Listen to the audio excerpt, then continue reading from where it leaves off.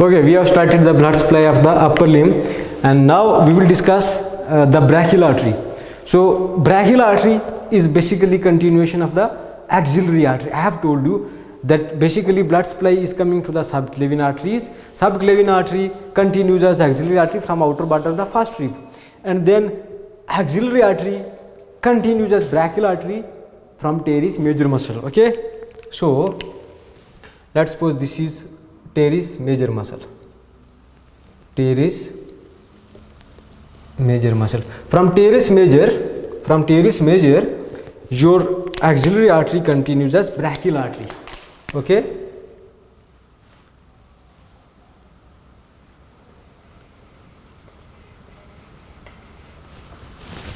So from teres major muscle, your axillary artery continues as brachial artery. So brachial arteries are not branch of axillary artery. This is a continuation of the axillary artery.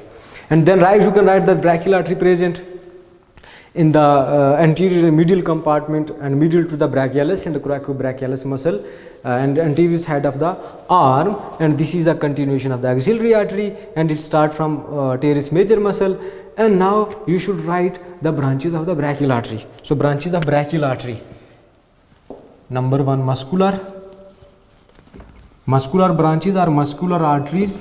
Number 2, nutrient arteries. Number 3, profunda artery. Remember that profunda artery is the largest branch of the brachial artery. It present in the posterior compartment with radial nerve. These are MCQs point. Okay, and then muscular, nutrient, profunda, and superior and inferior ulnar collateral arteries. Superior plus inferior ulnar collateral arteries.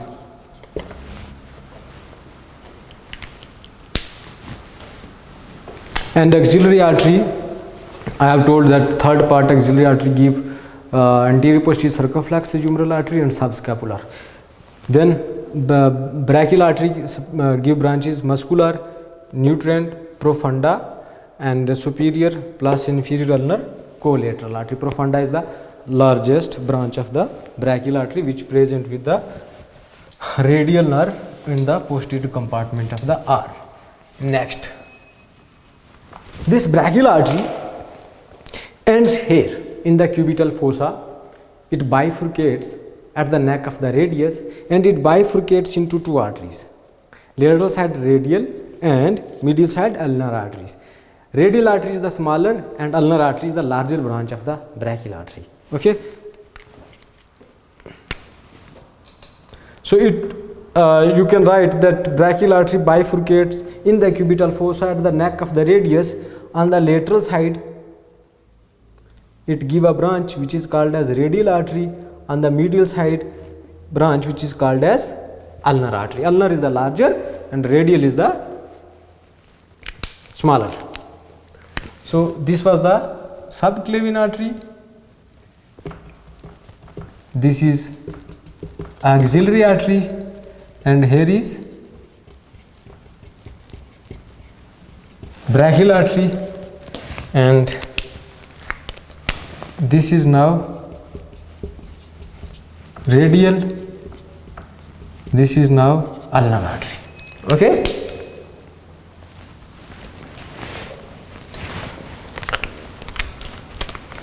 and then this ulnar artery, lateral side, this is a radial artery, and you should write that radial artery present on the anterior and lateral side of the forearm, and at its lower end it's only covered by skin and fascia. So here that's why you can take easily the pulse of the radial artery, and here it present between 2 tendons. कौन से tendons? On lateral side brachioradialis tendon, on medial side. So radial artery at its lower end covered only by skin and fascia. So this is the site of taking radial artery pulse, and it present between 2 tendons. Lateral side brachioradialis and medial side flexor carpi radialis. Okay, and then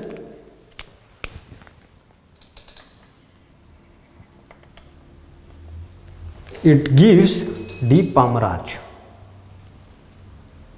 Okay, and ulnar artery is the larger branch, and ulnar artery also present between two tendons, and tendons lateral side flexor carpi ulnaris and medial side flexor digitorum superficialis, and this ulnar artery gives superficial palmar arch. We will discuss arches in detail, and I will make your concepts clear, so no worries please. Okay,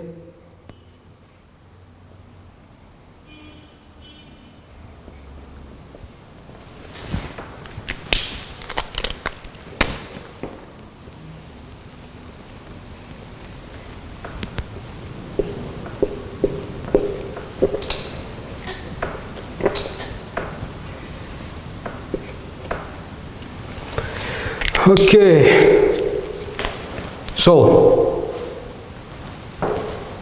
now we will discuss first the branches of the radial artery. Okay, radial artery branches: muscular arteries,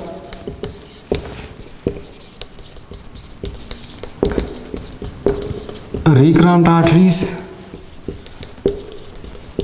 and superficial palmar branch or superficial palmar artery, very important artery because it anastomoses with ulnar artery and form superficial palmar arch. Then first dorsal metacarpal artery, and then arteria radialis indicis. Arteria mean artery, arteria radialis indicis, which supply to the index finger. Okay, then arteria princeps pollicis, which supply to pollicis longus tendon. Okay, so these are the branches of the radial artery. Then next we will discuss the branches of the ulnar artery. Okay, branches of ulnar artery.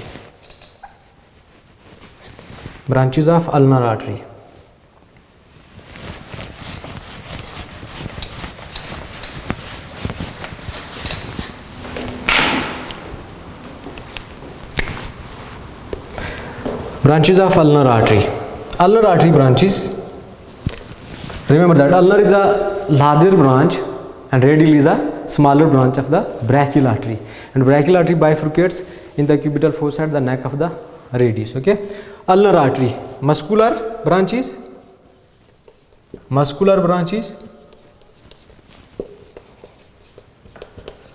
recurrent arteries, then common anterous arteries, and then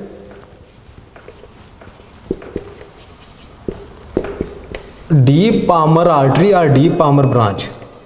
This is very important. Why? Because it communicates anastomose with the radial artery and make deep palmar arch. So now we can discuss the arches. First we will discuss the deep palmar arch, and then we will discuss the superficial palmar arch.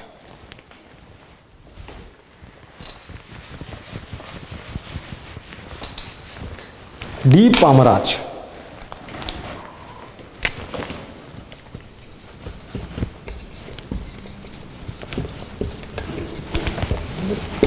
Right, please. Deep palmar arch is a continuation of the radial artery. Let me write. Deep palmar arch is a continuation of radial artery, and it terminates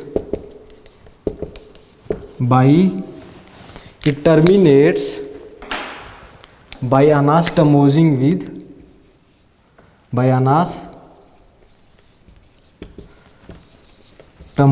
with deep Palmer branch or deep Palmer branch of ulnar artery. Okay, so remember that deep Palmer arch is a continuation of the radial artery, and it terminates by anastomosing with deep Palmer branch of the ulnar artery. So let's suppose this is a deep Palmer arch. So here this is a deep Palmer branch or deep Palmer artery of the ulnar artery. This is deep Palmer branch is a branch of the ulnar artery. So this is now here it anastomoses with radial artery, and this is now called as deep Palmer arch. And deep Palmer arch give branches, right, branches of the deep Palmer arch. Branches of the deep Palmer arch here. Branches of the deep Palmer arch which supply to intrinsic muscle of the hand and your palm. Palmer arteries, Palmer branches, metacarpal arteries, perforating arteries, and recurrent arteries. So these are the branches of the deep Palmer arch. Okay. Now we will discuss the superficial Palmer arch. Superficial Palmer arch.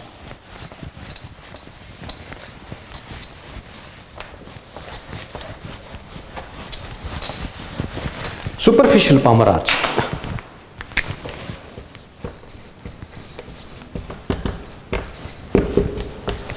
Superficial Palmer arch. Superficial Palmer arch. Superficial Palmer arch is a continuation of the ulnar artery. Is a continuation of ulnar artery, and it terminates by anastomosing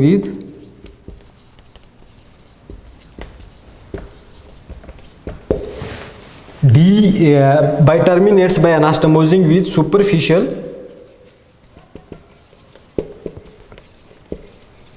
Palmer branch. Superficial Palmer branch of radial artery. Superficial Palmer branch of radial artery. I hope you understood now.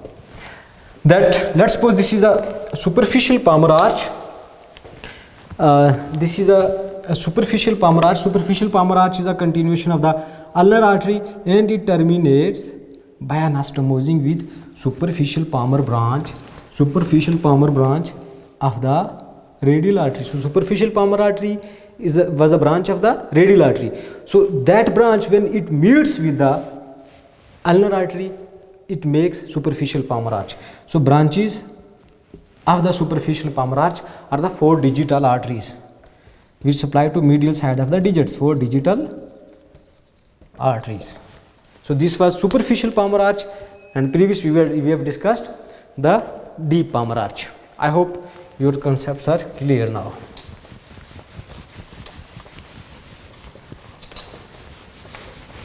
Here you should must remember the names of these tendons, please. Okay, the names of these tendons. That what are the tendons which surrounds the radial artery, and what are the tendons which surrounds the ulnar artery. So radial artery present between 2 tendons. Which tendons? Write the names, please. Radial artery, lateral side the tendon of the radial artery is the brachioradialis. Lateral side is the brachioradialis, and medial side is the flexor carpi radialis tendon. Okay, and ulnar artery lateral side tendon is the flexor carpi ulnaris. Remember these tendons on the anterior side, these are the flexors. Okay, flexor carpi ulnar tendon present on the lateral side of the ulnar artery, and on medial side of the ulnar artery this tendon is the flexor digitorum superficialis tendon.